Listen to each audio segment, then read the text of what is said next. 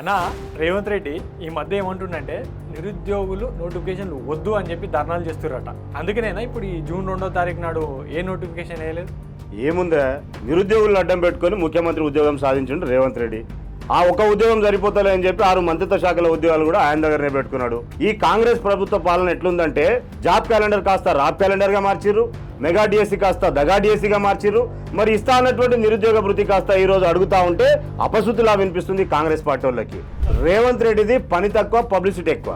ఈ దేశ చరిత్రలో ఏడైనా చూసినామా మనం? అపాయింట్మెంట్ ఆర్డర్స్ స్టేడియంలలో పెట్టి ప్రజాధనాన్ని ఖూని చేయడం అనేది ఏదైనా చూసినామా? కాబట్టి నేను ఏమంటున్నానంటే, గతంలో ఇదే కాంగ్రెస్, ఇదే రేవంత్ రెడ్డి ఈ రాష్ట్రంలో మార్పు రావాలంటే కాంగ్రెస్ రావాలన్నారు. ఈ రోజు నేను నిరుద్యోగుల పక్షాన చెప్తా ఉన్నా, నిరుద్యోగుల జీవితాల్లో వెలుగులు రావాలంటే ఈ కాంగ్రెస్ పోవాలి, మార్పు రావాలి. అప్పటి వరకు నిరుద్యోగులు అందరూ కూడా కంకణబద్దులే ఉండాలి.